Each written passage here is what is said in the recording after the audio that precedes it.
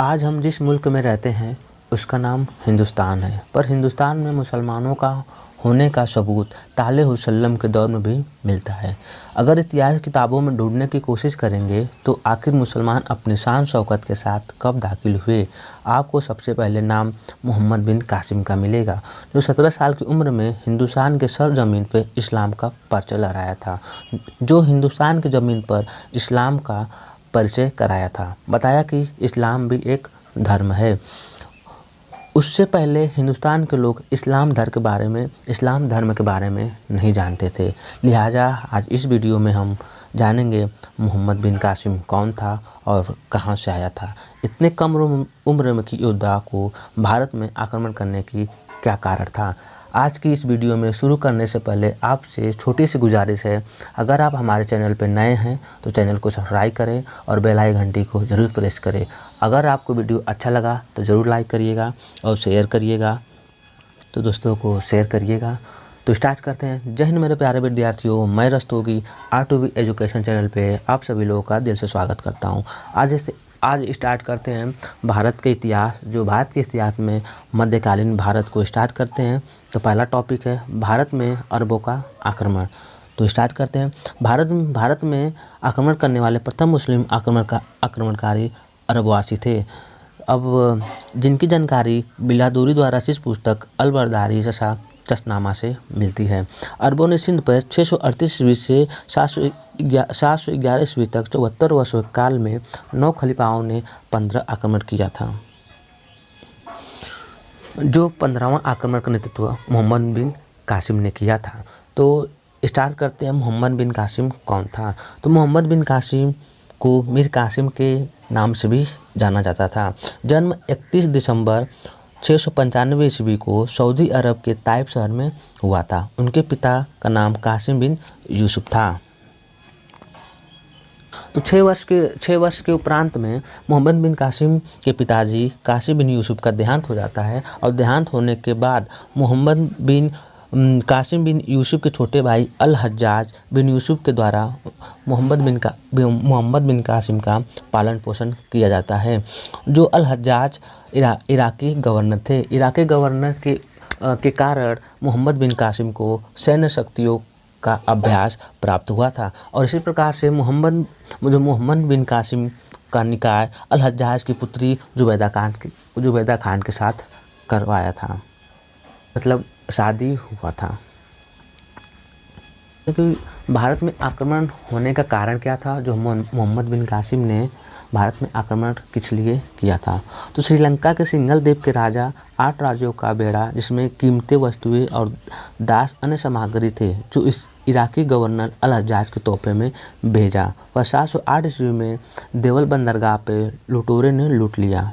जब इसका समाचार इराकी गवर्नर अर्थात अल हज्जाज जो मोहम्मद बिन कासिम के चाचा थे, जब उनको मिला तो सिंध के राजा दाहिर को संदेश भेजकर नुकसान हुए जहाज़ों की मांग की, परंतु सिंध के राजा साफ इनकार कर दिया और कहा, लुटेरों से कुछ संबंध नहीं है, जो यह मेरी प्रजा के अंतर्गत नहीं आती है। यह समाचार सुन करके क्रोधित होकर इराकी गवर्नर अर्थात अल हज्जाज ने सिंध पर आक्रमण करने की आज्ञा दे दी। इस प्रकार से अल हज्जाज ने अपने भतीजे मोहम्मद बिन कासिम को आक्रमण करने की आज्ञा दे दी।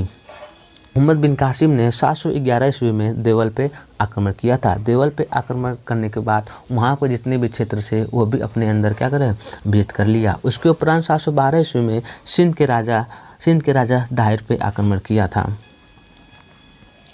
तो अरबों ने सिंध पर 712 ईस्वी में विजय पाई थी और विजय प्राप्त करने का कारण क्या था। मोहम्मद बिन कासिम ने 712 ईस्वी में सिंध पर 17 वर्षों की उम्र में ही आक्रमण किया और जो सिंध के राजा दाहिर को पराजित करके आसपास क्षेत्रों को भी अपने अंदर क्या करा, विजित कर लिया।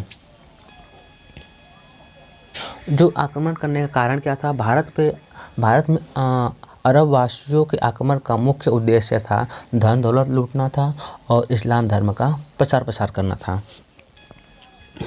इसी प्रकार से मोहम्मद बिन कासिम ने अनेक अभियान लड़े, जैसे नेरून का विजय हुआ, सिवान का विजय हुआ, शीशम के जाटों का विजय हुआ था, राजौर या रावर का युद्ध हुआ था, ब्राह्मणाबाद का विजय हुआ था और आलौर का विजय हुआ था। जो सबसे इम्पोर्टेंट था, राजौर का या रावर का युद्ध हुआ था और ब्राह्मणाबाद का युद्ध।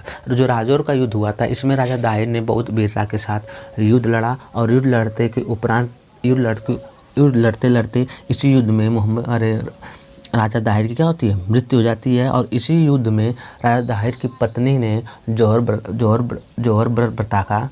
व्रत प्रथा अपनाई थी। और ब्राह्मणाबाद में इस युद्ध में राजा दाहिर के पुत्र जय सिंह ने, इस युद्ध में मोहम्मद बिन कासिम और जय सिंह के बीच में युद्ध होता है। तो इसी युद्ध में जय सिंह ने इस्लाम धर्म को अपना लेता है।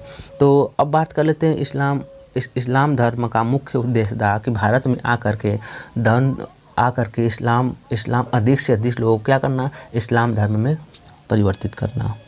मोहम्मद बिन कासिम ने अनेक युद्ध अभियान लड़े, जिसके अंतर्गत वह भारत में अनेक क्षेत्रों को विजय भी किया था।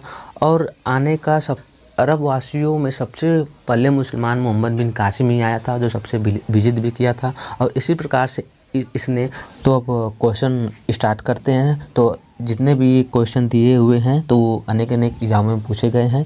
तो स्टार्ट करते हैं। पहला क्वेश्चन, 712 ईस्वी में सिंध पर मोहम्मद बिन कासिम के आक्रमण के समय वहाँ का शासक कौन था? तो वहाँ का शासक कौन था? राजा दाहिर था।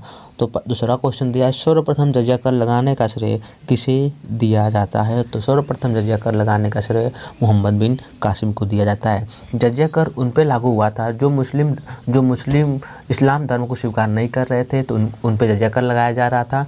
और जजिया कर मुक्त मोहम्मद बिन कासिम के समय जजिया कर कौन कौन मुक्त था? तो बच्चे मुक्त थे, स्त्रियाँ मुक्त थी और ब्राह्मण मुक्त थे। तीसरा क्वेश्चन दिया है, ढिल्का किसका पुराना नाम था? ढिल्का किसका पुराना नाम था? तो दिल्ली का पुराना नाम था।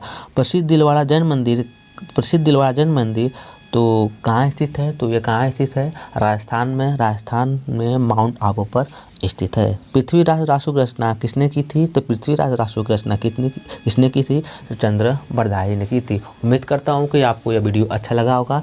तो जब वीडियो अच्छा लगा होगा तो ज़रूर लाइक करिएगा और शेयर करिएगा और दोस्तों को ज़रूर सब्सक्राइब करिएगा। तो मिलते हैं नेक्स्ट वीडियो में। जय हिंद।